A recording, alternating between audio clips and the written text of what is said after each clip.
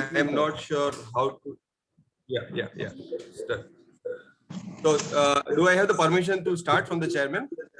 Yes, Digan bhai, please do that. Yeah, very good morning to all of you, our chief guest, our past president, sir, Anis sir, and everyone. On behalf of Muscat chapter, I would like to welcome you to this webinar on smart cities.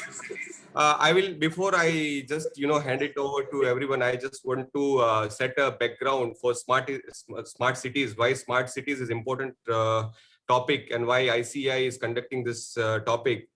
I was just going through one of the research where the global market of smart cities is expected in 2020-21 of more than 1.5 trillion US dollar, around 610 billion OMR.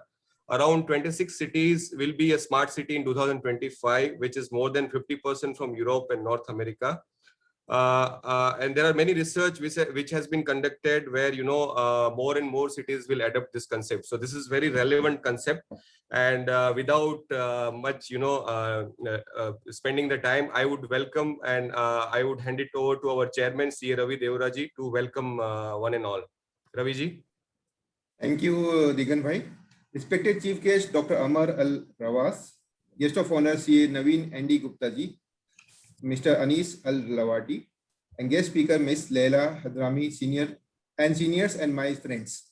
We welcome you all to our day's virtual CP event, Oman Smart Cities Progress since 2017. Smart City concept is a state-of-art smart solution to provide efficient and effective service to the citizen. Oman is actively working on planning the implementation of smart cities through Oman Smart City platform since 2017. The current platform is managed by a steering committee. The steering committee is chaired by His Excellency Engineer Sultan Hamoud Al Harthi, Supreme Council of Planning. And a lot of developments are already initiated and in progress. Today's guest speaker, Ms. Layla, will take us through the virtual journey of the smart cities, which can be reality very soon. Hope you will like the event.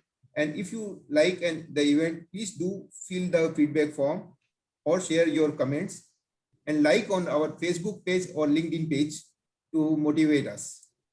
ICA Muscat chapter is coming up with various initiatives. Some of them are learning opportunities for Omani members, I am remarkable initiative for female members, and the spouses of our members, and monthly newsletter is also aligned. Members are requested to come up with their articles, poem, achievements, so that we can include them in our newsletter. A corporate membership plan and so corporate sponsorship plan is also aligned to raise some funds to serve you better. We want your support in that. Upcoming events also includes, we have aligned our upcoming events for the until the month of October also. So the upcoming events include Eid celebration, VAT fraud event, CFO meet, and many more are coming. And lastly, we urge you all to like and subscribe our Facebook page and LinkedIn page and share your thoughts with us to motivate and encourage us, and renew your membership if not done already. Thank you and happy learning. Thank you, Digan bhai. Over to you, Digan bhai. Thank you, Raviji, for your kind words and warm welcome to one and all. Next in line is we have our chief guest, Dr. Amer Al Rawas. So our secretary, CA Jim, would introduce our today's chief guest. CA Jim, over to you. Thank you, Digan. It's my privilege to introduce Dr. Amar Al Rawas, today's chief guest. He's the chairman of Veterans Consulting. Dr. Amar Al Rawas is an inspirational leader, a keynote speaker, a consultant, and a trusted executive coach. He holds PhD in computer science and artificial intelligence from Sussex University of United Kingdom. During his long corporate career, he served as CEO of Omantel, CEO of Tasnia Oil and Gas Technology, chairman of Solar Wadi, chairman of Industrial Innovation Center. He is currently committed as chairman of Oman Society for Petroleum Services, a board member of Middle East Leadership Academy, and a member of the Committee for Community Service and Development Program of the Ministry of Social Development. She currently serves as a board member of the Oman Academic Accreditation Authority and a non-resident dean of School of Information Technology and Business of Georgia. His CV continues with these few words. Let me welcome Dr. Amar Al-Rawas to this event. Dr. Amar, please. Thank you very much. First of all, thank you for the kind words and thank you for the invitation. I feel privileged to be amongst such a distinguished panelist, and I look forward to learning from all of you. I'm particularly looking forward to learn about the progress from Ms. Layla, because we are all, as dwellers of Muscat, would like to learn more about how our smart city project is progressing. I have not prepared a long speech. What I want to talk about is the readiness for a smart city. We are all, if you like, waiting to see the infrastructure ready. And there have been a number of advances in infrastructure. The most notable is the 5G network that needs to be rolled out. And no telecom company can roll out the full extent of a 5G network without the working with the municipal authorities in the cities and without using existing infrastructure that belongs to the city municipal authorities. Because for 5G to basically allow its full use case meaning, you go for everything from the communication, the simple communication to the driverless or autonomous vehicles. Now, in order to do that, the cells have to be very close to each other. Therefore, there have to be many of them. And we need to make sure that while trying to pursue a full solution for a smart city, that we don't affect the environment, we don't affect the happiness index. The whole promise of a smart city is to improve the happiness index, improve efficiency and safety and environmental protection. And that is becoming a challenge with the fact that you need to improve the infrastructure. You need to add new infrastructure elements in order to be able to serve all the stakeholders that in turn make what is called the smart city by serving the dwellers of the city. I don't want to prolong this, and I would like to listen to other speakers who may have a lot more to say. Thank you once again for inviting me, and I am privileged to be amongst you. Thank you so much, sir. Thank you so much for your kind words, sir. Thank you for enlightening us with the concept of smart cities and pre-requirement. I would like to move on to next our guest of honor today. CA Sangeeta ji would welcome our guest of honor, CA Naveen N.D. Gupta ji. CA Sangeeta ji, over to you.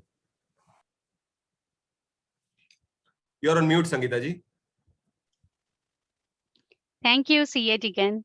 It's my honor and privilege to welcome CA Naveen N.D. Gupta to all our audience. CA Naveen is the past president of the Institute of Chartered Accountants of India, a seasoned professional of around 25 years of standing. CA Naveen had been the member on the board of International Federation of Accountants, New York, USA, a federation of accounting regulators of 176 countries. He was board member of South Asian Federation of Accountants, apex body of SAARC, and Confederation of Asian and Pacific Accountants, Manila. He was board member of Insurance Regulatory Development Authority of India and Insolvency Legal Committee 2018 to make recommendations to the government for drafting and implementation of solvency law in India. As president of ICAI, he promoted international cooperation and globalization of Indian accountancy profession and finalized many MOUs for mutual recognition of CA qualification. He was member of important committees constituted by the government ministries, regulators, such as Government Accounting Standards Advisory Board and Audit Advisory Board, both constituted by Controller and Auditor General of India, National Advisory Committee on Accounting Standards, NACAS, National Advisory Committee on Valuation Standards of Ministry of Corporate Affairs. He is Chairman of Corporate Affairs Committee of PhD Chamber of Commerce and Industry. Warm welcome to you, sir. Would you please address our audience? Thank you. Thank you for the warm words. Really honored. At the outset, my compliments to Chairman Ravi Deoraji and the wonderful team. It's really heartening to be among all of you. Dr. Aman Al Rawaz, Chief Guest of the day. We are really thankful to you, sir, for your time you have accorded to our fraternity, our profession. And Mr. Anis Bil Musa Al Rawati, my co-guest of honor today, and Ms. Laila Hadhrami, and we all would be privileged to be enlightened by her words of wisdom today. And my fellow colleagues, members of Muscat chapter, very good morning to all of you. And at the outset, I'm thankful for this opportunity accorded to me to be among all of you. And I should say, as far as topic of the today, Oman's smart city project since 2000 and progress since 2017, I should say this is the most opportune time that we are conducting this webinar, and there cannot be better time than this to understand the entire concept of smart city, because as we are all aware, the pandemic is going on, and this pandemic has really created the new normal all across, all over the world, vis-a-vis how people behave, how people live, how people think, socially, economically, in all their aspects. Everything has undergone a change, and this has really prompted governments and international communities to think in terms of creating ease of living for people in the new normal. Work from home, active shift to non-conventional energy sources. I am on the board of, I should say, power utility companies here, and at board level, we discuss more how to shift, we are providing electricity to citizens of Delhi, and we are actively considering at board level today how to move from gas stations to charging stations as far as vehicles are concerned, and similarly smart metering and other devices to accommodate, because everything is going to change in next 5 to 10 years. We are all aware, you are all at Muscat chapter, data has become new gold. And similarly, a person, if he is considered to be literate, his tax saviness and digitization, that's what matters. So these are all forcing urgent need for local area development and harnessing technology, especially those technology that leads to smart outcomes for cities in order to improve ease of living for people. Nobody would deny in near future, all government and governance would move to what I should say, blockchain, and there won't be any need.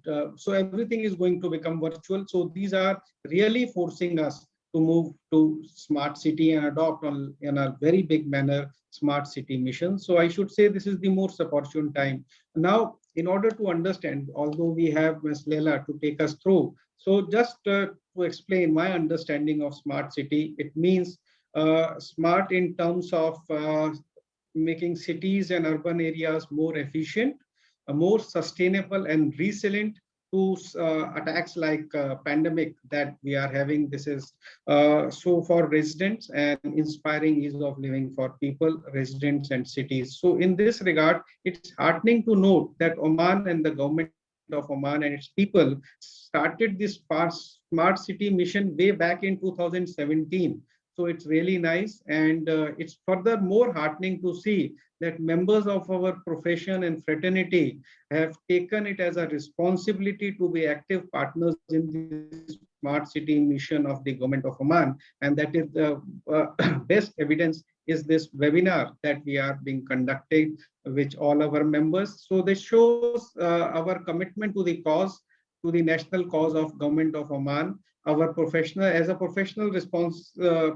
social responsibility, we are adopting this cost and we are moving in this direction. As far as India is concerned, our government also started the smart city mission a year earlier than 2017. Our Prime Minister, Mr. Modi, launched the smart city mission in the year 2016. And at that point of time, it was estimated that in India, we would be creating 100 smart cities. And for that purpose, I should say a budget of 100 billion was estimated at that point of time. That's around the 7 lakh crores.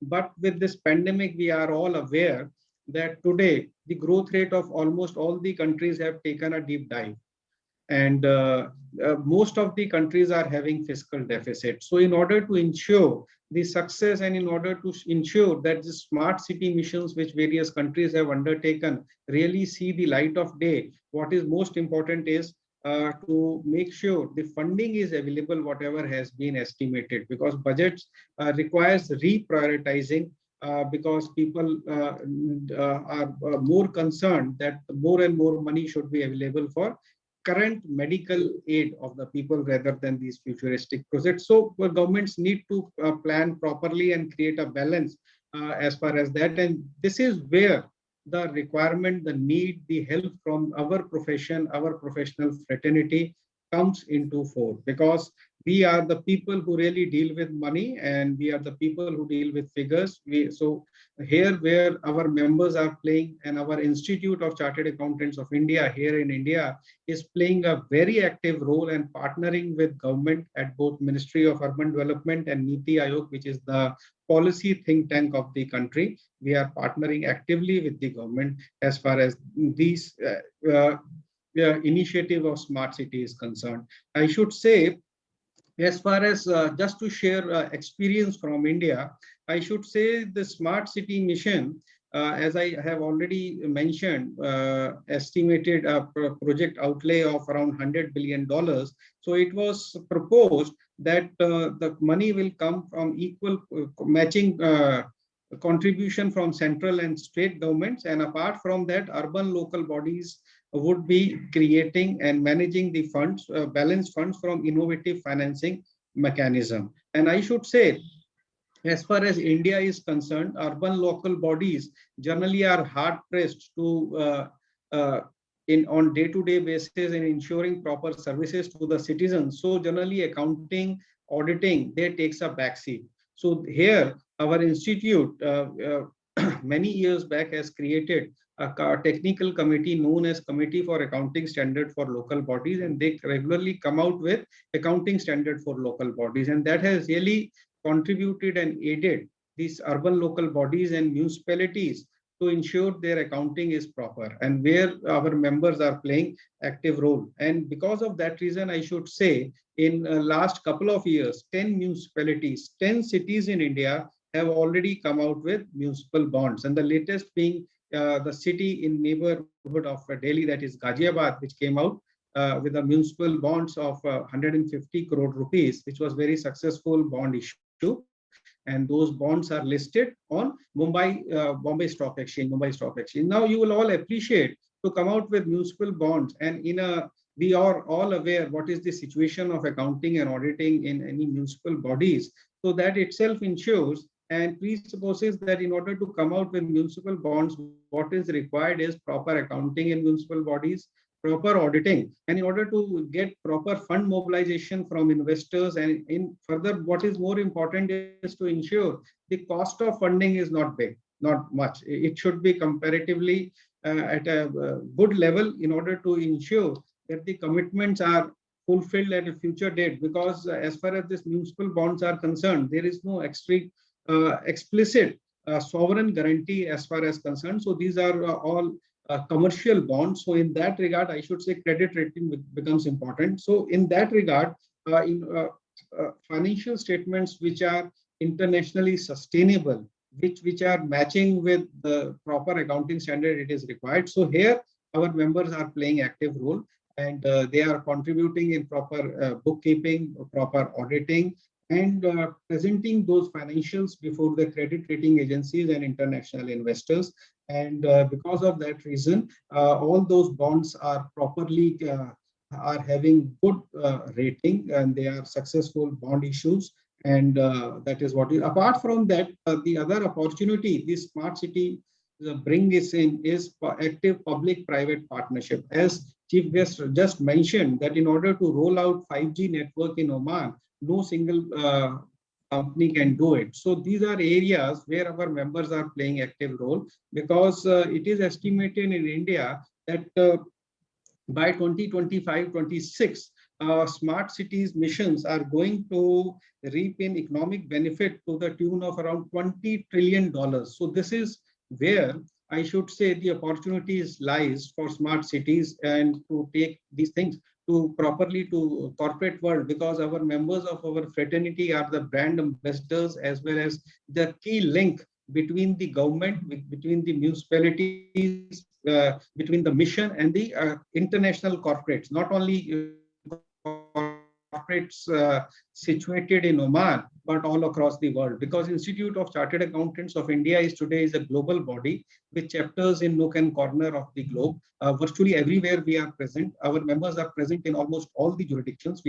Our institute has presence in 5 continents today. Only Antarctica is one place where it would be difficult to find a chartered accountant, because economic activities have not yet started. Otherwise, we are present in almost all the continents. So that is the reach of this profession. So we can really contribute to smart city mission in order to harness and to, I should say, as far as public-private partnership is concerned, the smart cities are going to substantially reduce the carbon footprint. So at national level, it makes a lot of sense, because we are all aware, if we attend any UN assembly or anywhere, any global fraternity, wherever any, I should say, any talk takes place, the most current and active topic is environment. So smart cities would be contributing big in that direction. So it's big for countries to take the advantage, and it could be passed on to corporate. So that is one area which should be properly demonstrated the advantage, and it should be monetized, I should say. And in that direction, our members knows how to monetize these advantages. Then another area is energy, non-conventional, where a lot of, because we are talking about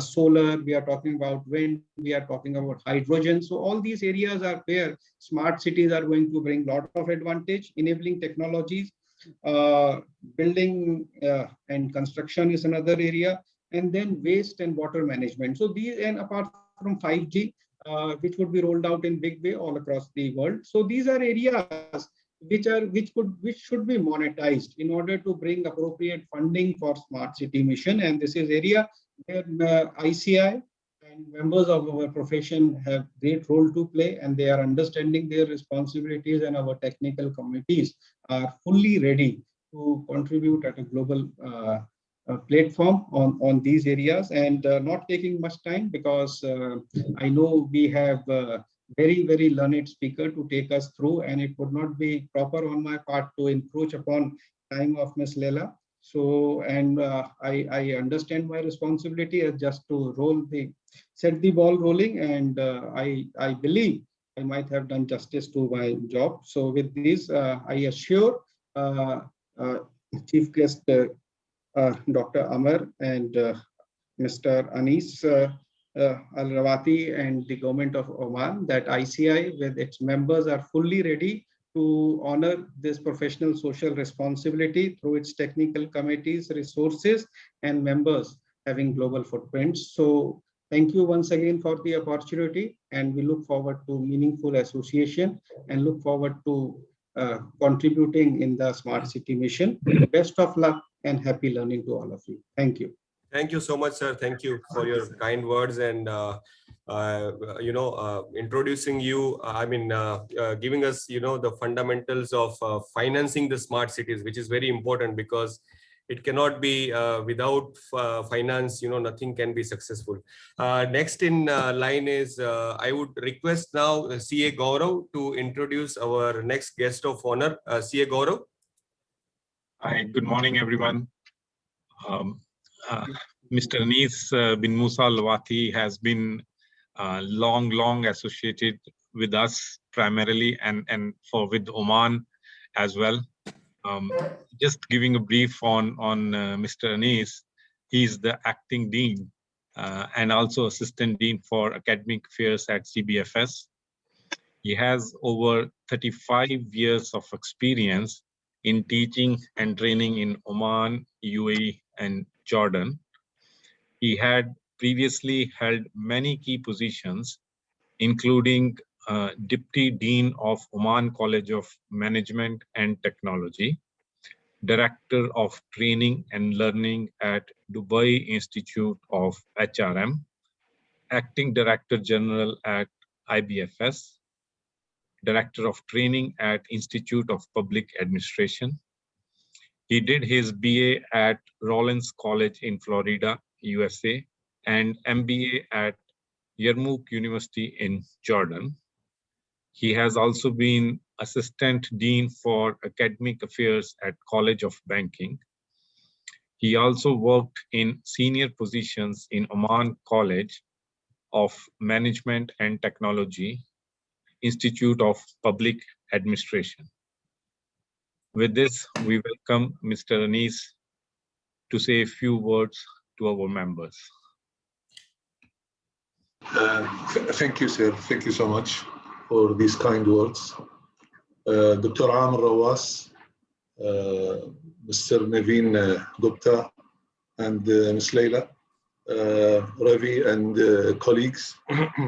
It's an honor for me to be part of this prestigious event. I'm very grateful for inviting me. I'm sure it will be a learning experience for me. I look forward to listen to Ms. Layla and see how the smart cities will contribute in in achieving Oman 2040 vision. When we started to associate with the ICAI Muscat chapter, this was more than a decade ago, and at that time we had three main objectives in mind, which continue to be the case. The first one is to provide an opportunity for Omani professionals to prosper in the field of accounting and audit. Secondly, to provide a platform for professionals to network with each others, and finally to bring topics, to spread awareness about the latest developments that take place all over the world. And if I analyze this event, I see all three objectives, one way or another, have been met. So I'm very pleased for this.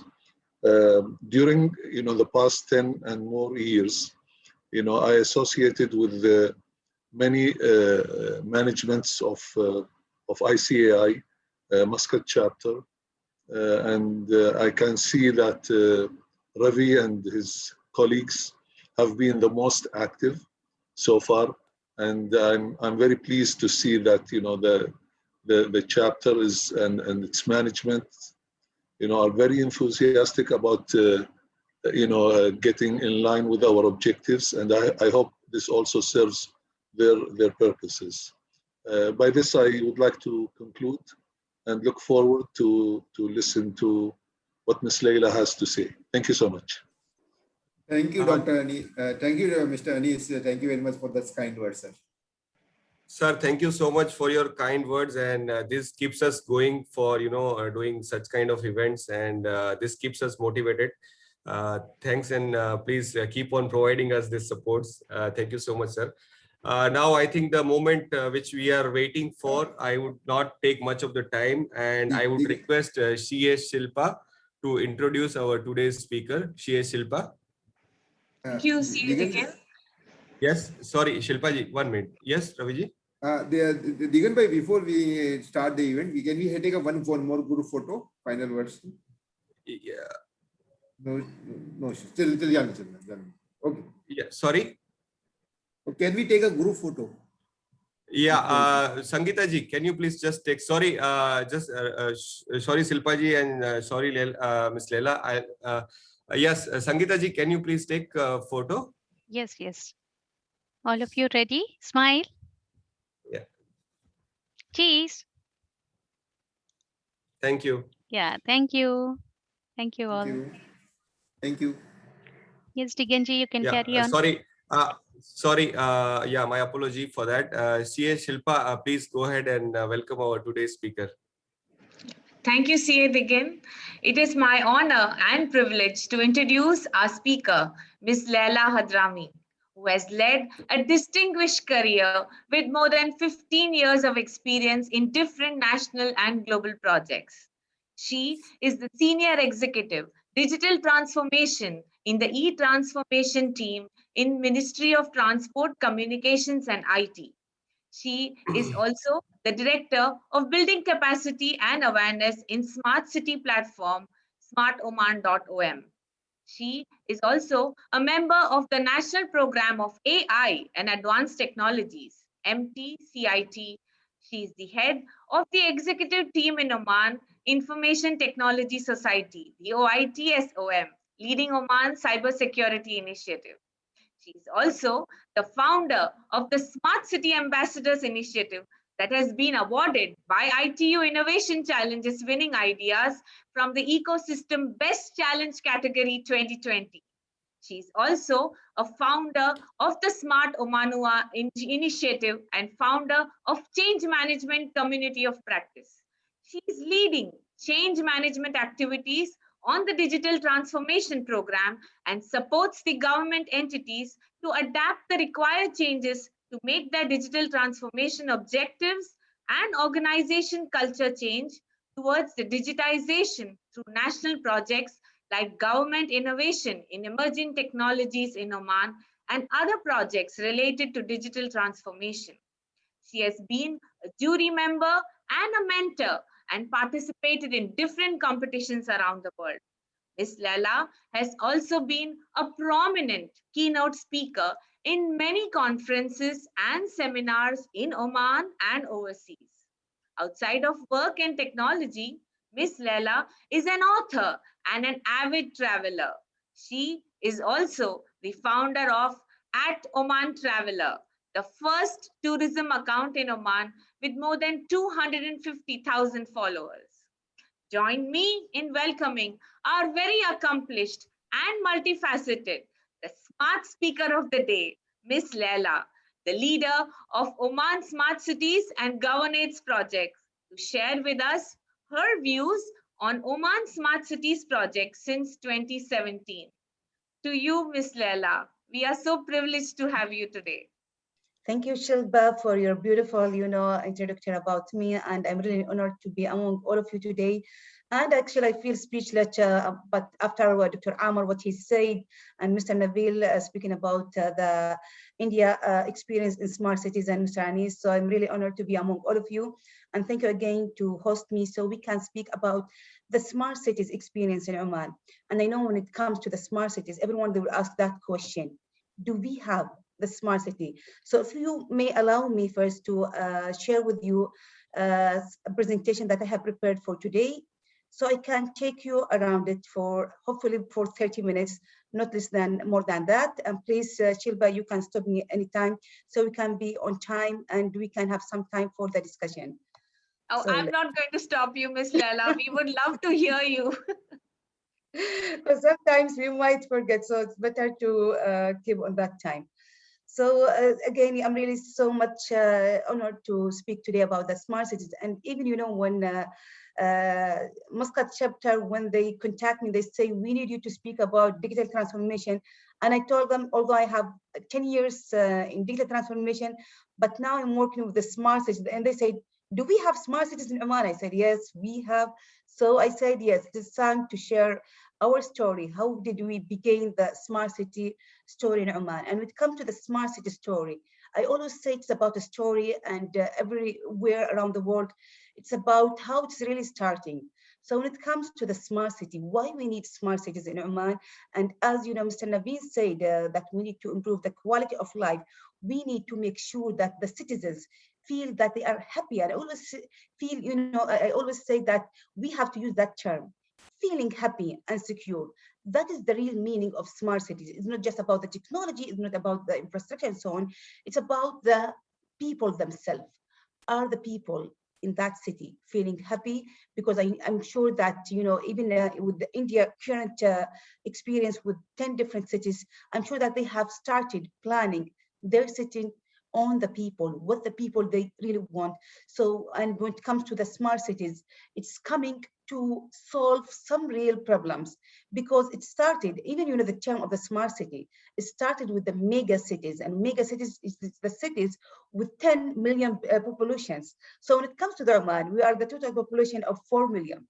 So does it, can we consider it as smart city? But nowadays, it's really changing. Now, even the small cities, they are trying to be smarter, because as I say, it's not just about, solving some real problems and, having a smart environment so we can make sure that we have a clean environment to live on it. But even, the small villages, they started feeling that people, the young people, are immigrating from their cities, going to the neighbor cities, or let us say the neighbor countries. So we have a real issues why people or citizens of that city are not feeling, belonging or sustainability to live in that place. So it's becoming to solve different issues for each city. And when I say for each city has its own story, has its own theme, and so on. So when it comes to Oman, we started the first phase. And when I say the first phase, because now we also having the second phase starting from 2021. And the first phase, we started in 2017 with Smart City Platform. And when I say platform, it started as a program. And that program was coming from the Research Council, which is one of the organizations in Oman. So they said, let us start about smart cities, because even the concept of smart cities, is it about digital transformation? Is it about the emerging technologies? So they said, in order to start that program, let us do it in collaboration with different organizations who are related to this project. So they said, let us collaborate with ITA. ITA is the Information Technology Authority, which is responsible about leading the e-vision of Oman at that time. And also they collaborated with Muscat Municipality. Why Muscat Municipality? Because we said, let us start with the first city in Oman, which is the capital of Oman. And they already have one project, which was about Matrah city in Muscat, and they have a lot of data. And we say data because when it comes to smart cities, sometimes we need data so we can analyze it and know how to start the project. And the fourth, organization, it was Supreme, the Supreme Planning Council. Why the Supreme Planning Council? So they can support this vision. And it was, a bottom-up approach. So we started as a small program, and we say, let us focus mostly about the smart cities. What do we mean by smart cities? Let us tell people, let us tell the cities of Oman why we need smart cities. So that was, the first phase from 2017 till the end of 2020. And in 2020, a lot of changes happened in Oman, which that was, a reason for us to start another phase of smart cities, and we call it smart governance and cities. So let me first say again, tell you exactly how was our experience in smart city platform. And I also joined the team in 2017, and I also was part of the digital transformation. Because I was also part of the digital transformation, they say we need somebody from there so we can align the efforts. So I represent my organization, which is ITA, Information Technology Authority, to be part of the executive team, and I was handling the building capacity. Because as I said, when we speak about the smart cities, what do we mean by smart cities? And when we say emerging technologies, smart solutions, because we are also working with the government entities. So when it comes to the government entities, and you are speaking about the emerging technologies, they said, okay, it's really nice to listen to you, but we don't think that we are able to do it. And this thing, it's everywhere. It's about the change. Everyone is feeling afraid and, to resist the new changes. So we say, let us do it in a different way. How can we let, everyone speak the same language? And when I say they speak the same language, for example, if we are speaking about one technology, we should all understand what that technology. And let me share with you one of the funny stories that happened to me. One day, it was almost in 2017. I was in my hometown in Nizwa, which is far away from Muscat. It's around 1 hour, half hour. And I was listening to my cousins. They were speaking, passionately about something. And they said, the nanotechnology. I didn't understand what does nanotechnology means at that time. And I said, and my auntie, she was a chemistry teacher. So they were having a very active talk about it. And, I asked a very innocent question and I said, what is nanotechnology? Imagine the shock. They just face, they look at me like that. You don't know what is nanotechnology? So, I realized something. We are considered not educated if we are not speaking the same language of this generation. The new generations are ready, but are we ready? So sometimes they say, is the new generations ready? And I always say, they are ready, but we have to be aligned with them. So yes, so I say, if I don't, so I really felt ashamed of myself that I really don't know. So I started learning more about the emerging technology, about the different technologies, why we need the nanotechnology, why we need the artificial intelligence and so on.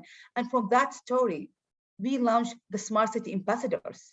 We wanted some ambassadors to speak the language in a very easy way so we can reach everyone in Oman, because we have, if you look the map of Oman from the north to the south, we have a long coast. So sometimes, and Muscat is very close from the north. So sometimes it's really hard for us to reach all the cities. So we say, we need the smart city in all the cities of Oman, not just in Muscat. We need to start sharing the awareness about these technologies in all the cities. So we said, let us have ambassadors. And we said, ambassadors from each city, let us figure out, do we have qualified people in these technologies? It was really challenging to start, this initiative, because everyone, they said, we don't think that's going to work. Are you sure it's going to work? Are you sure that you are going to find ambassadors who are going to speak about these technologies? So we say, let us take the risks and the first thing is, whenever you launch something, it's always challenging at the beginning and it's always hard, but you have to spend a lot of time and effort so you can make sure it's going to work. So the first month we decided to launch the initiative, and we say we will just focus in one initiative. And at that time, blockchain was trending. And when I say trending, because the technologies are changing every day. Yesterday, blockchain, today, another technology, quantum computing, 5G, and so on. So we say, let us say, speak about this blockchain in 1 month. Because when you say emerging technologies, they say, okay, we know that term, but they don't understand how can we use these emerging technologies. Can we use it, for example, in the health sector? Can we use it in the oil and gas and so on? How can we really improve the quality of life? How can we reduce the cut and cost by using these technologies? So for that reason, we said, let us see how can we find these ambassadors in each city. The first month, we have 6 ambassadors, and they all speak about blockchain. The good thing about that, they started linking the blockchain to some services that can be improved. And we also linked this initiative to government innovation. And government innovation is part of the digital transformation, because we are always asking from the government, you have to improve your services. It doesn't mean that you have to move your services from a paper to be online. You need to align your efforts to develop it, keep it sustainable, because as I said, we are having day by after day new technologies, so we have to keep improving our services. And the next month, it was about IoT. We have more than 20 ambassadors from more than 6 cities. And the next month, it was about artificial intelligence. And we have also more than 25 ambassadors from more than 10 cities around Oman. So that's how we achieved the success in Oman. And not only that, we found out that we have some qualified people in these emerging technologies. And it's still sustainable till today. And everyone started talking about smart city ambassadors. And nowadays, whenever anyone, any college around Oman, they want to be having a lecture, for example, they will come and contact us and they say, can we have one of your ambassadors so they can give a lecture about smart city or let's say emerging technologies for our students, or let us say for our employees. So the impact of that smart city ambassadors, it started, linking the smart technologies with the improvement of the smart solutions. So at that level, we succeed with the knowledge. We succeed in transferring the experience, for example, for the other private sector to the government sector, and everyone started talking the same language that we want them to speak about it, which is the emerging technologies, smart solutions, and the smart cities. But again, another thing that we need to say, how we are going to succeed if we want to speak about smart cities. And Dr. Amr Rawaz, he pointed a very important thing. He said, when we speak about the 5G, who's responsible about this technology? Is it just the telecommunication sector, or there's different players? And when I say different players, I always consider them as players. So we have to make sure, if you want to be successful in smart cities, we have to work always with all the different players in the, your smart ecosystem. So when it comes to the government, why we need the government? Because when it comes to the policies and the governance, you have to go back to the government. And I'm sure Dr. Amr, he will agree with me, because he was the CEO of one of the leading telecommunication companies. Because when it comes, for example, if you have a weakness in the, wireless and so on, they say, it is their fault, it is their fault. But what is the real story behind it? When it comes to that, the government play a crucial role to make sure to accelerate the process, because you cannot build, a connection tower anywhere easily. You have, for example, to go to the government so you can get some approvals. Sometimes you have to take it from different governments. So we have to make sure that in our smart city, if you want the 5G, or let's say 6G available everywhere, we have to make sure we have flexibility in the policies. If you want to accelerate the process, we as a government, we have to support the private sector, the telecommunication companies who are going to work on it. And when it comes to the private, why we need the private as a main player? Mr. Naveen has mentioned a very important one. The smart technologies, the projects of the smart cities are always expensive. And some countries, they say, we cannot go for smart cities, it's really expensive. And always, the government, they cannot take the risk of funding the project of smart cities. They say, they will hesitate. And it's not just in one country. This one, as a study, has been discussed when I attended recently one of the conferences about smart cities. Everyone was agreeing on this, that the funding of smart cities is really expensive, and always the government hesitated to take the risk to fund the project. So how can we succeed in this? It's by finding, for example, some funding models, because when it comes to the private sector, we can have different models. How can we succeed? Is it by the PPP model, or it can be paid by service, and so on. So there's like different funding models, and we can speak also more about it later on. And the third player is the academia. And as the academia is about, for example, NGOs, for example, Muscat AI chapter in India, these people are also playing a crucial role in the sustainable development, because they are the one who are saying, we need to improve, we need to develop, and so on. So we'll definitely need them most of the time to be with us, so they can be one of the main players when it comes to the implementation of smart cities. SMEs, why we need the SMEs? SMEs, we need also to empower them when it comes to the smart cities, because also we need to make sure that we are also creating some new jobs by the SMEs. For example, if we are going to transfer our city to be smarter, definitely we are going to need some smart solutions. Who's going to implement these smart solutions? These smart solutions can be implemented by some of these SMEs. And I can tell you later on a very interesting story about the SMEs, how they are really empowered in smart cities. And I will mention that when I speak about smart Oman. And when it comes to the individuals, as I always say, when it comes to the smart cities, it's always about the people, because they are the main players. What they really want. What is the nature of your city? Is it agriculture city? Is it industrial? Is it a coastal city, and so on? So you have to plan your city based on the people, what the people of that city, they really want their city to be, because you want to make sure that all of them, they are going to stay longer in that city. They are going to find jobs in that city. They are going to feel happy and secure to work, for example, at night and so on. So always make sure that individuals, which are the part of the community, are the main players whenever you started planning any project. So that was, the first phase of Smart City platform. We have achieved different,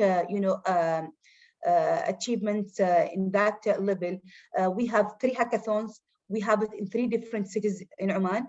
The first one was in Muscat. The second one was in Suhar. So Suhar was a logistical city, and we were working closely with them so we can find some solutions that will help them with the ports and logistics and the industry. And the third city was in Insala, and Insala is mostly a touristic city. So we focus mostly in the smart solutions of the tourism. And I'm currently now also in Insala, actually I'm on vacation, but this is the good thing that now we have the online and we can, work anytime, anywhere from anywhere around the world. And when it comes to the research, we have, funded 6 granted researches, because as I said, the academia are one of the main players with us. And as I spoke about the Smart City Ambassadors, and as Shilba said, that we got the Best Innovation Capacity Award in IT Innovation in 2020 last year. And when it comes to the capacity building, we have more than 50 workshops and 3,500 participants from different cities around Oman. So we reached most of the cities in Oman, and we got, the extra bonus of COVID-19 that we were making our workshops online, so we were able to reach everyone around Oman. And we also launched the first COVID-19 online competition, so we can support the health sector in finding some smart solution. And lastly, we have Smart Cities Without Boarding Symposium during COVID-19, and we have hosted speakers from more than 10 countries around the world, and 3 speakers from UN organization, and more than 1,500 participants who has attended that conference. So let us now move to the second phase of the smart cities. We call it a different now. Now we call it smart governance and cities, because the first one, it was, as I said, smart city platform. Now we started the different approach. When I said smart city platform, it was a bottom top approach, but this one is going to be different. This one is going to be top bottom approach. So because we decided to align the efforts based on Oman 2040 vision, because in Oman 2040 vision, we have national priorities. It's about a society of creative individuals, a competitive economy, an environment with sustainable components, responsible state agencies, which is, speaking about also the decentralization of governance. We have 11 governments in Oman. We are not compared to India, because India is a big, continent. But when it comes to Oman, because we have a long coast, so we have long distances, and we have, as a structure, 11 governors. So Oman 2040 vision came and they said, we have to empower these governors, because in the past, most of the people, they used to immigrate to the main cities in Oman.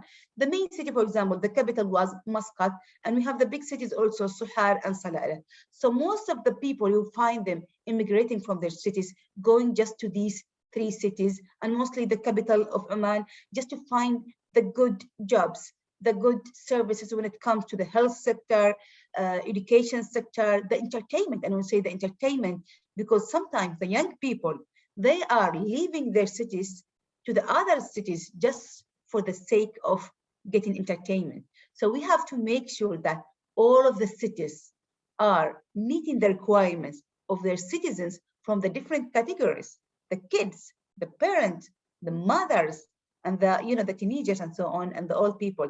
So we have to make sure that we are achieving the requirements of all the categories in that city. So with that vision of Oman 2040 vision, they are trying to also empower the digital economy, because with the digital economy, we will be able to create more jobs for the people who are seeking jobs and for the new generations.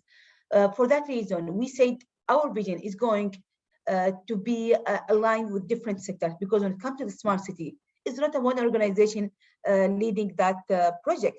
So how we started? We started that one as part of Oman 2040 vision, collaborating with three main organizations. The first one, which is MTCIT. ITA has been merged with another ministry. It's called Ministry of Transport and Communication. So now it's becoming Ministry of Transport, Communication, and IT. So IT is now becoming part of this new ministry, and we are just working as project management. Why? Because we have the experience in the digital transformation, so we will have just to work on as a project management. During this year, the good news that the Minister of Housing and Urban Planning, they have launched the Special Strategy Plan. So why we need to align our efforts with them? Because when it comes to the smart cities, you cannot start the smart cities without the collaboration of the urban planning. It's not just about the technologies, it's also about the infrastructure. Are we ready when it comes to the connectivity of the roads, of the lightning, of the, when it comes to linking the fibers and all the different connectivities of the technology? So it's also very linked to the special strategy plan. And why the governance? Because as I said, it's part of Oman 2040 vision. They are now trying to empower each governor to lead their cities to be smarter around Oman. So we have to do it in collaboration with the different sectors around Oman. And as I said, when I said about the main players, it's about all the sectors.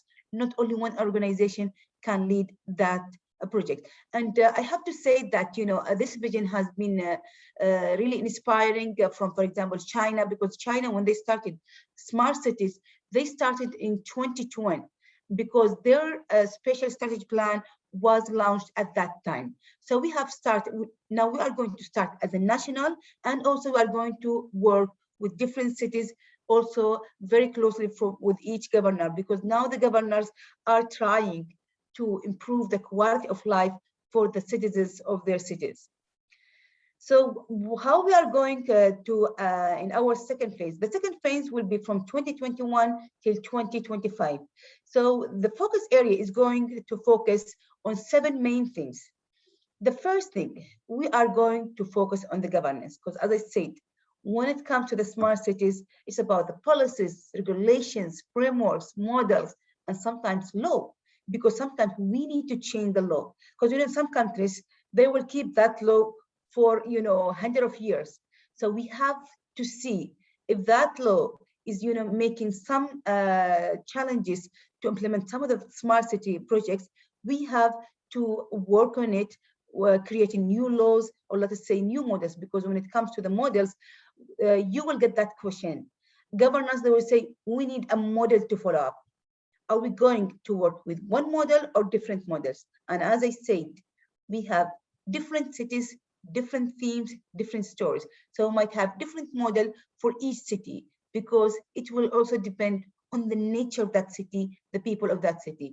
And why we need also to change the policies, because we don't want, for example, in order to get approval of something just to dig the road for connectivity, and then the next day they come and dig the road again just to have another service, for example, for the electricity and so on. So we have to make sure that, it's all aligned together. All the sectors are working together. We don't want them to dig the road different times. We need them to do it just once, and all of them work together. So it's about how you make sure that all of them, they are going to be aligned. It is similar what we have, in our homes, how we are making sure that everyone is following the rules, 10 p.m. everyone inside the house and so on. It will be the same also when it comes to the smart city as a governance. We make sure that all the sectors working smoothly together.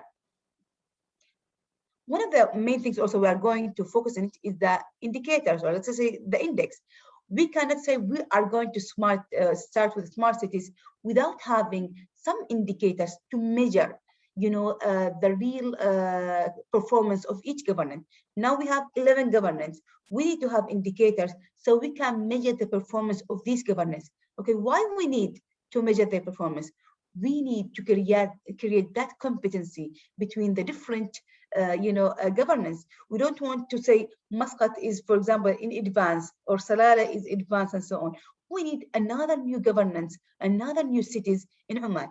And this one will, give you, for example, of Barcelona. Barcelona is not the capital of Spain.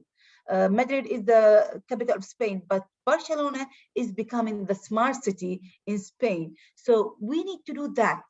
We need to have some, advanced smart cities around Oman, and with creating that indicator, that will really help us. So we are trying to focus in three main dimensions: the smart ecosystem, smart people, and smart living. And you can see that we are focusing a lot when it comes to the smart people, how we are going to make people happy. For example, are they part of the planning when it comes to the smart city? Because most of the time, the government are the one who is planning the projects. And sometimes some of these projects are failing and not used by the citizens because they are not happy about the end result. So we have to make sure that also the people of that city are really engaged when it comes to the planning for the smart city project. When it comes to the global collaboration, we will keep that. And this is one of the things that we are doing. For example, now we are learning from Mr. Naveen about the experience of India when it comes to different 10 smart cities in India. So we have to keep that global collaboration with the different organizations. Why? So we can have some best practices and we can exchange the good lessons from these countries. Some of the countries are really advanced when it comes to the smart cities. So why not learning from them, and why not learning from us? This is what we are all doing now. We are sharing our knowledge and we are also learning from each other. So we make it as something essential as a global collaboration, because we need to keep learning about the best practices from the different countries and take these lessons and see how it's going to work with us. Definitely we cannot use the same model, but we will definitely going to add our touches to it, similar to the cloth. We cannot, for example, I cannot wear the Indian cloth because we have Omani cloth when I go, for example, during the celebration and so on. So definitely I will take maybe some designs of the Indian and will just make it fit to my dress so it can be Omanized. So this is how we will learn from the different culture, different experiences. Empowering cities, as I say, now we are trying to work closely with the governance. Before, when we started the smart city platform, it was all our focus in Muscat. It was most of our focus with the government organization based on Muscat. But now we are trying, to work closely with different governance, and we have to make sure that there's sustainable development through the academia research and so on, and some technology centers. And we have to make sure that we are giving them the best consultancy when it comes to planning, for example, their smart cities. And nowadays we are getting, a lot of requests from these governance. They say we need to improve the quality of our life. We need to have a smarter city. And as Shilba introduced me, that in 2020, I'm becoming a part of AI national program in MTCIT. It is one of the new launched programs in MTCIT in Oman. So we are now trying to, have a national strategy when it comes to the AI. So we are trying now to have different, solutions to be implemented in different cities, or let's say different organizations around Oman. So this is what we'll try to do, and also the stakeholder engagement. If the cities wanted to engage with some organization, or let us say some countries, so they can learn from their practices.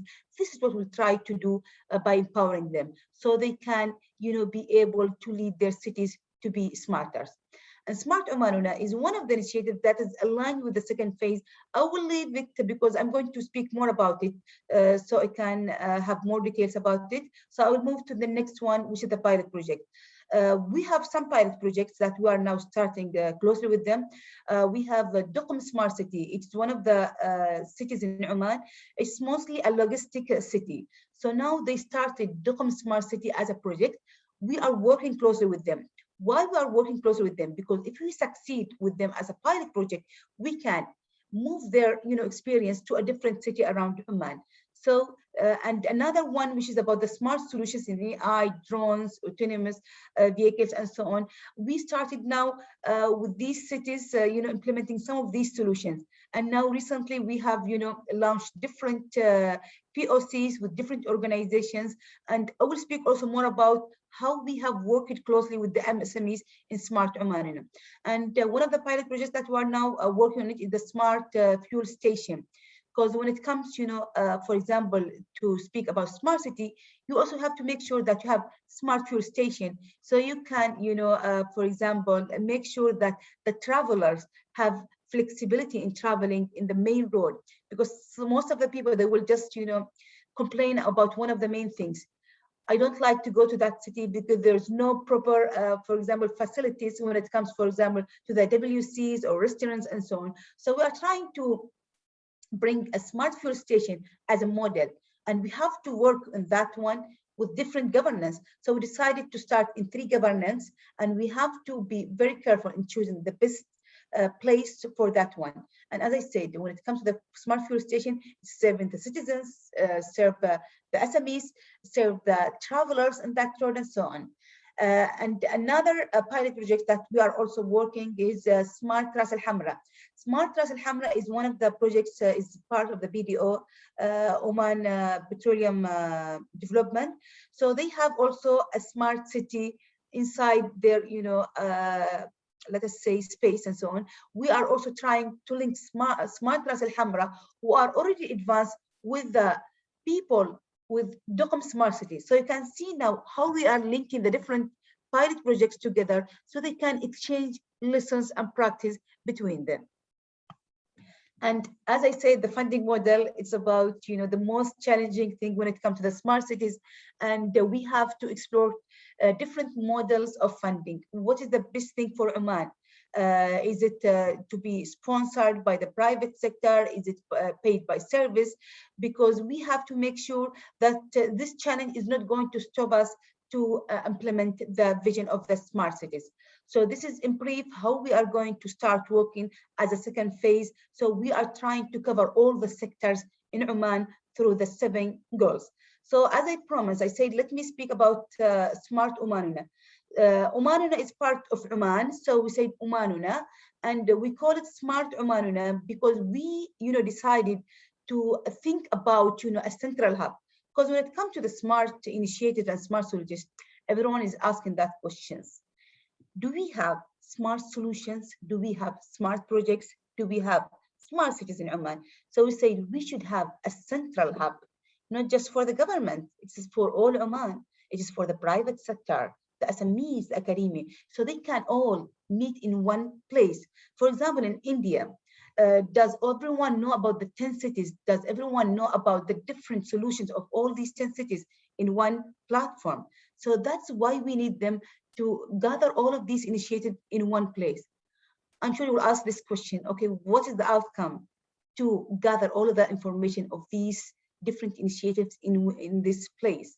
The first thing that we will say that we need to build a central hub for all the smart initiatives. Why a central hub? So everyone can find it. Everyone can know who has implemented that smart solution, and also building a strong bridge between the stakeholders. It might be between the government and private sector, or between the government and SMEs, or vice versa, and so on.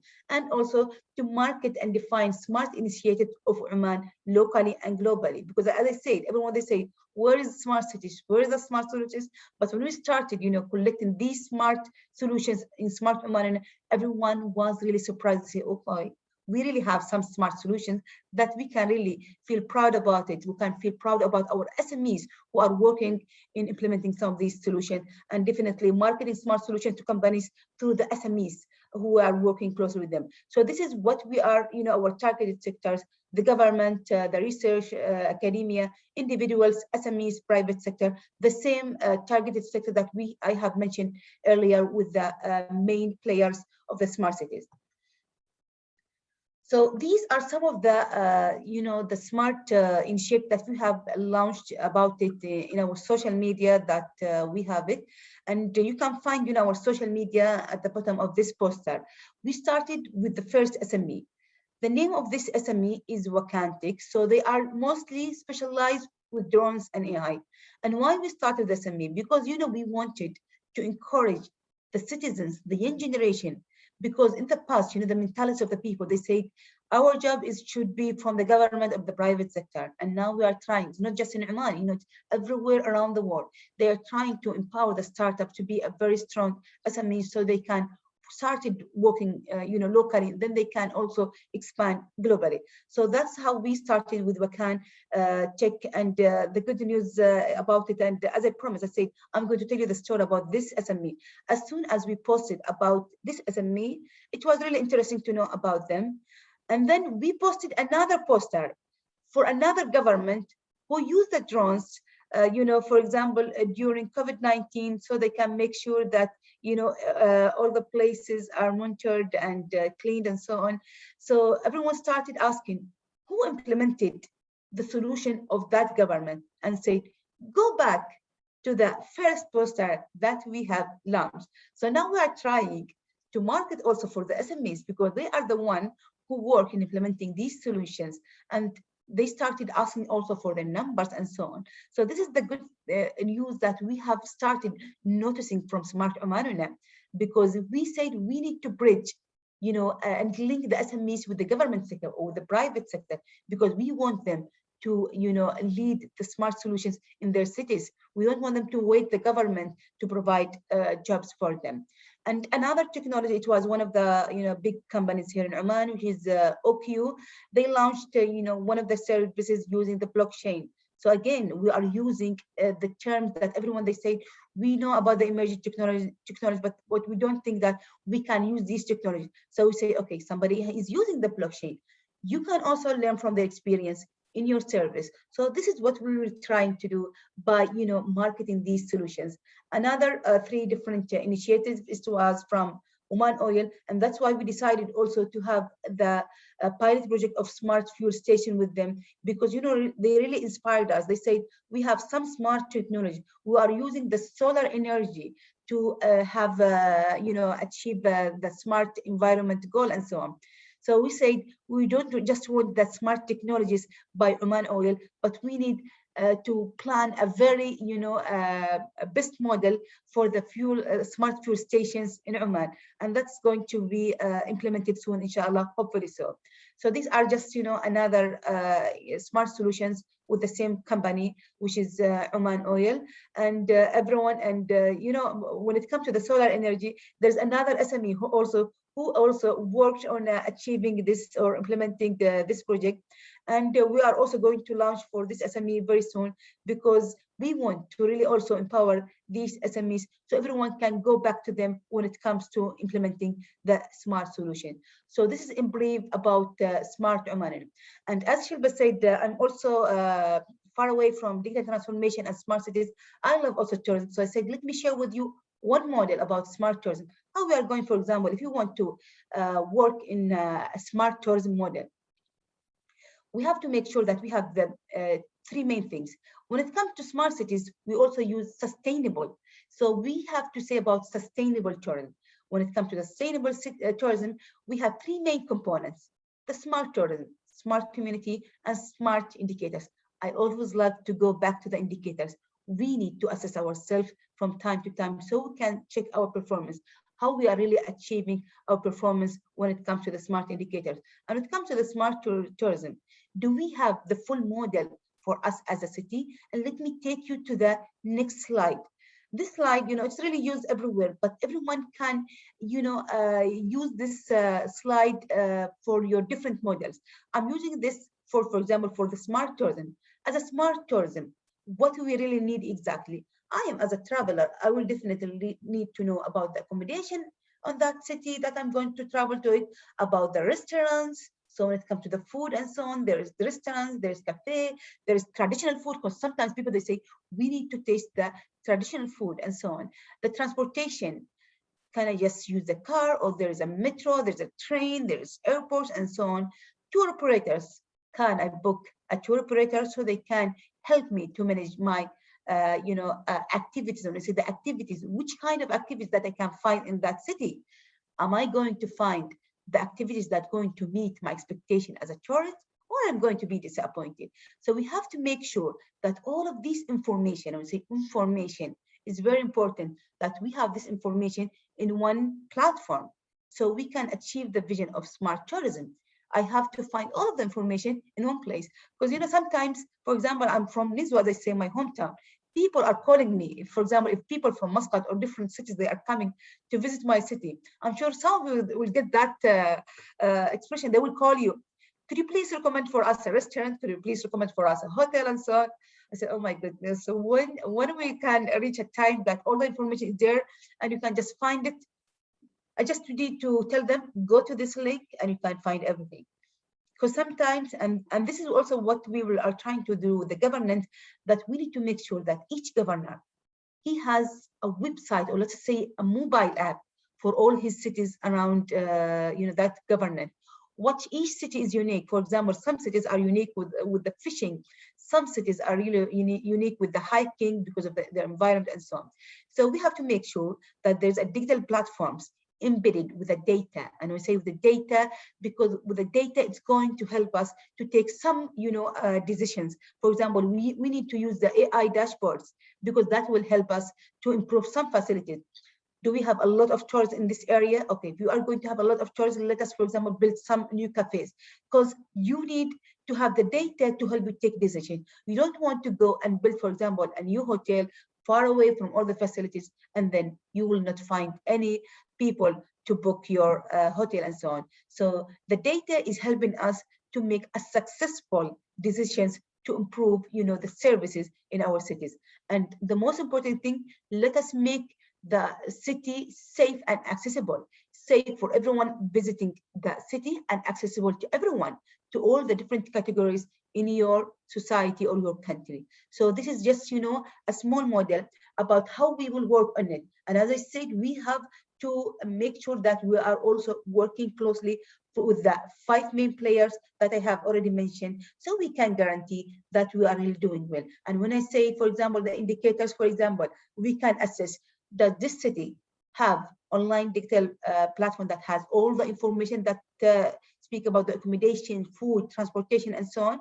So this is how we are going to assess the cities around Oman, so we can make sure that they are doing well, that they are on the right path, and so on. So this is in brief our story about smart cities. And thank you so much. And I hope that you haven't slept or felt bored about my speech today. And thank you again. There is no way we would sleep off, Miss Laila. You have transported us into the new and the you transported us to the smart city and smart Oman. I went into that mode where I could imagine Oman doing whatever you've been planning. Thank And you I so hope, much. and I know that the future is not too far away. Indeed. Ma'am, there is a question. Ma'am, there is a question coming in for you. So basically the question is, Ms. Laila Hadhrami, congrats for giving us the big picture of smart cities Oman. For achieving such a high ambition, I am sure you would have designed some program for empowering and preparing the nationals in this direction. Can you outline if you have any special skills development and knowledge enhancing program? In what way experts can help you in this direction? Thanks. This is from Mr. Manohar, A.V. Manohar. This is a very, long question. And when it comes to the skills, as I said, when it comes to providing the skills, we have to first to look this with a big picture. As I said, what is the nature of the BRAC program? Because we have to do some analysis, we have to do some studies and research. From that, for example, let us say that we want, for example, to implement some new technologies in that project or in that city. Which kind of technology that we are going to work on it, for example. Based on that, based on the requirements that we are gathering, we will be able to decide which technology or which skills that we need to help them. When I mentioned about the 7 goals that we have, we are trying to focus on it. For example, some governors, they might need more skills about the policies. Some of them, they will say we need more skills about how we can have a proper building capacity for the city planners in our city. Some of them, they will say we need a very deep technical skills. So we have to make sure what is the kind of project that we are really looking for. Is it just a knowledge-based project? Is it a technical project? Is it a strategic planning project? Based on that, we will be able to identify what's really missing. What is the skills that we really need, so we can achieve a very successful project, or let's just say a solution. I hope that I have answered you. Thank you, ma'am. I think Mr. Mr. Anish also raised a hand. Sir, you can ask your question, sir. And then Shilpa also, I think, raised the hand. Yeah, thank you, Ms. Layla. Very informative, very interesting topic. I have 2 questions. The first one, coming with the background of human resource development, whether it's in the field of education or training, my question is how the smart cities would impact in terms of changing the role and the way in which we deliver our services to our clients and the community. And secondly, what role do you expect from higher education institutions, to play in the future in order to,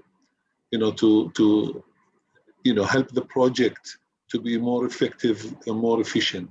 Thank you. Okay, thank you, Mr. Anis. Okay, for the first question, when it comes to the building capacity and so on, when we was in the first phase, when it comes to the smart city platform, at that time we were just focusing on the building capacity. Everyone, we have some users who will just say, try to challenge you to say, why you are keep just speaking about these knowledge areas, but we don't have reality. And I always say, the knowledge is the most powerful weapon. We cannot say that we are done with knowledge, because the knowledge is the one that keep us, improve our services. And when I say improve our services, as I said, when we started the government innovation as part of the digital transformation, we started telling our, the government entities, the online services is not about, transferring the, the paper service to be online, because that would be, chaotic. But we have to make sure it is really improved from time to time. If you make it online, maybe there's another new technology that can improve that service and so on. So we have to keep sure that the knowledge, is sustainable.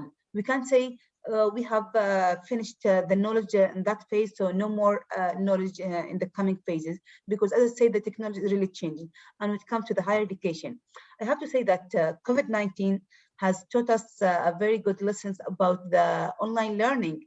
And let me share with you a very good story. Before COVID-19, I was trying to learn Spanish. So I was really registered in one of the institutions here in Muscat, and it was face-to-face. Because of COVID-19, I really feel sorry that that institution, they closed. So if you want to survive, especially the education organizations, you have to improve. You have to align your improvement to what is really happening on this time and so on. So most of the education institutions around the world, they started transferring their courses to be online. Now, not everyone, they say face-to-face now. And when it comes to the online learning, although, by the way, my master's degree is online learning, and I have been and I got my degree since 2008. And I remember at that time, in 2008, when I got my degree, before starting my study, it was in 2006, everyone, they told me, why you are going for the online learning? It's not reasonable. You are not going to learn and so on. So I decided to take that challenge and say, I'm going to study online and I'm going also to be specialized in online learning. So I'm speaking about 2008, but people, they started using the online learning and the blended learning during 2020, during COVID-19. So I feel because of the COVID-19, it has accelerated the improvement of the digitalization of the online education. And now all the government, all the education institutions, they have now to improve their curriculum, so it can be digitalized, because I'm sure after COVID-19, everyone, they will keep the online learning. Everyone, they will keep with the online virtual. And this is what we're having today. We are, participating from different places, different cities, but we are today here learning from each other about this. I hope that I have answered you, Mr. Anis. Anis, is the answer? Yeah, Thank There's you. one more question. Yeah, Sangeeta, you take. Thank you, Yeah, thank you. Ms. Layla. Shilpa, you want to go ahead before I go with the next question? Yes, thank you so much. Ms. Laila, the name Smart Omanuna, I just wanted to know what is the meaning of this Omanuna? And I have a follow-up question also. See, on some of the slides, you mentioned that there are some companies who are attached with the Smart City platform and you collaborate with them. So if I am an SME and I have a green idea, how do I collaborate with you? How does that work for an SME to join this platform and to collaborate and to be a part of this? Okay, thank you, Shelba. First, Omanuna is like our Oman. So because in Arabic, when we say our Oman, it is Omanuna. So that's why yes, it is our Oman. So I hope that I have answered. And when it comes to the SMEs, now actually we are now working with different SMEs. Any SME that they have, for example, a smart idea about it, they will approach us, because as I say, now I'm also part of the AI national program. We are now trying to work with different SMEs. So we have like a POC. We will start working closely with that SME. Then we will try to identify which is the best organization, or let's say which is the best city that we can work on them. For example, we just have have a contract with one of the private sector to implement 3 POCs in different 3 cities around Oman. And we have also some SMEs. And when I mentioned Duqm Smart City, that they are now working to transfer Duqm as a smart city, we are trying to collaborate closely with them. Why? Because whenever we have SME who has like an idea, we take them to implement their idea there. If they succeed in implementing their idea, because we wanted also a place where we can test all the ideas with no restrictions and so on. So that's how we provide the support from us. We link the SMEs to the different organization where they can implement the solutions. For example, the last one, it was they have for example a solution about the drones, how they can move the logistic in one of the ports, for example, in Duqm and so on. So we said we need to test this POC for this SME in Smart City Duqm. Again, also we have another project which is with the Smart Al Hamra City. It's also a city, as I said, part of Oman Petroleum Development, PDO. So we are also trying to link our SMEs with them, because some of them, they will have IoT solutions and so on. So that's how we will play. We just link the SME to these organizations. Thank you so much for the clarification. Thank you, ma'am. Thank you so much. Is anybody having any questions? Can ask the question. There is one more question. Sorry. Yeah, David. Yeah. Yes. Shall I? Okay. There's Yes. a question from Sanjeev Kumar. Do Oman have completed any smart city project till date? Okay, when it comes to the smart city, believe me, Sanjeev, you will never find a city around the world is completed. All the cities will keep developing their smart cities so it can meet the requirements of the their citizens. But we have some completed smart solutions. So sometimes some of the project of the smart cities, you'll find it from 1 to 5 years, some of them from 5 to 10 years. So it's also depend to the urban planning strategy of that city, how they are keeping. For example, I'm sure that every day you drive, you will find some constructions on the roads and so on. Why? Because they have to implement, for example, new technologies. They have to implement some sensors in the lighting and so on. So as a completed smart city, we don't have it. And we are working now, as I say, with smartcity.com and the smart Ras Al Hamra. And we also have some projects in Muscat. One of them is the Medinat Arfan, Al Moj city. So we are trying to work closely with different cities so we can keep improving, the projects with them as supervision and consultancy, and also move their experience to the other cities around Oman. As a completed, I will say that no city is completed. Most of the cities will need to improve and keep, improving their cities, because the generations are also, changing, and the technology is also changing. Okay, Thank you. thank you, Yeah. ma'am. Thank you. Ms. Layla, Ma'am, would can you you stop? stop Yeah. sharing Sorry. the screen, ma'am, if you don't mind?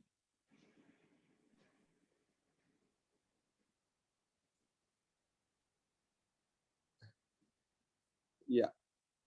Sangeeta ji?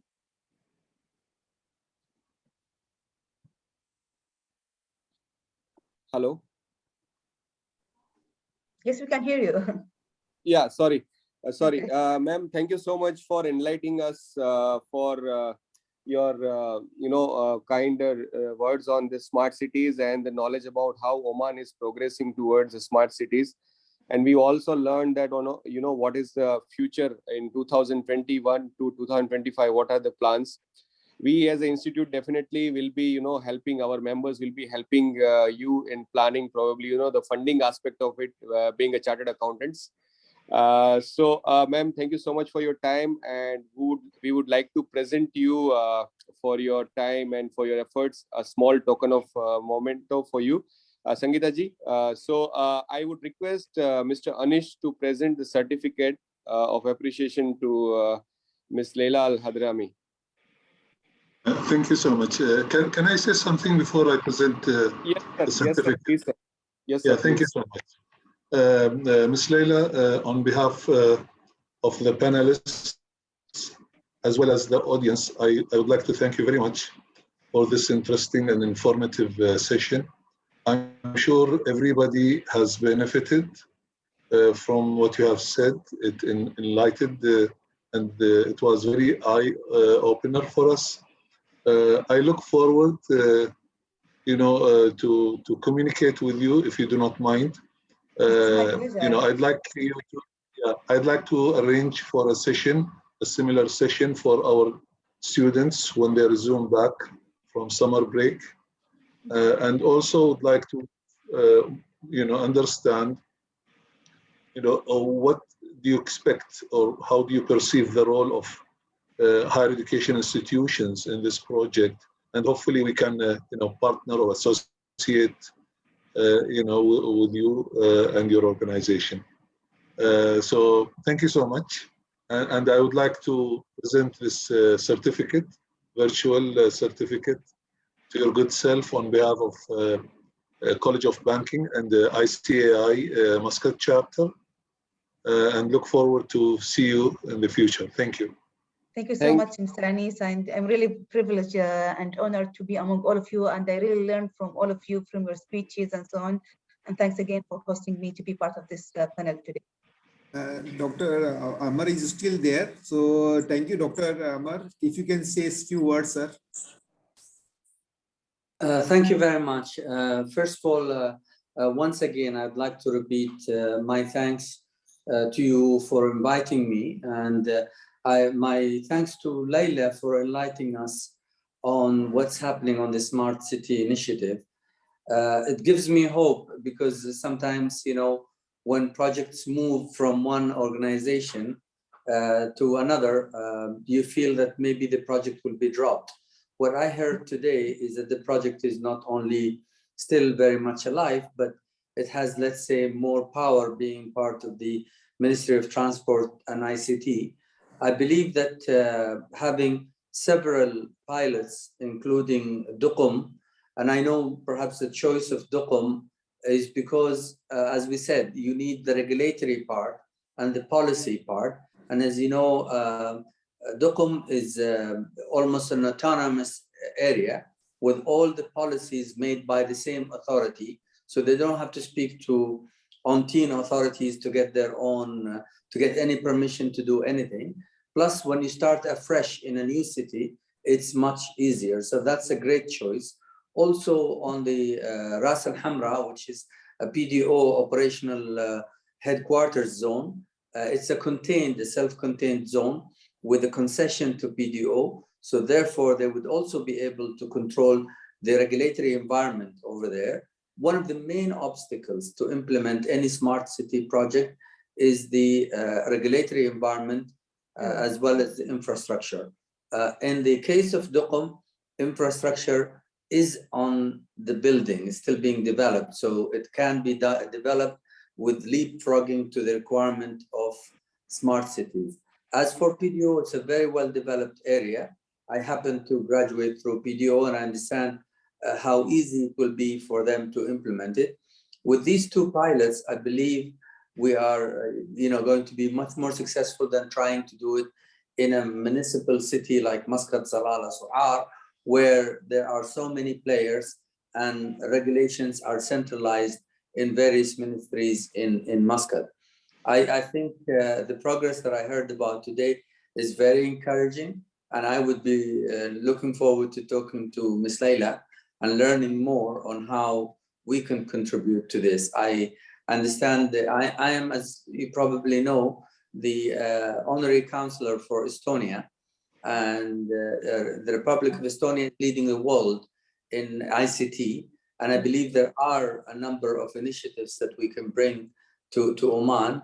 And yes, having been in this event, I want to reiterate what's been said by the guest speaker is that funding is going to be the main problem. And at these times, funding is even more difficult. So there are innovative funding models that the Estonians have developed for 110 countries that will allow those countries to bring in e-government and smart cities without having to fund it in one go. They build an operational pay-as-you-use model that allowed them to implement a number of smart solutions for not a very rich country like Estonia without having to put the capex up front, rather pay as you use. And those solutions give value. And the biggest value is then transfer of knowledge to other countries. As you know, Estonia is a very small country. They never make anything for Estonia alone. Anything they build, they see the world as the marketplace.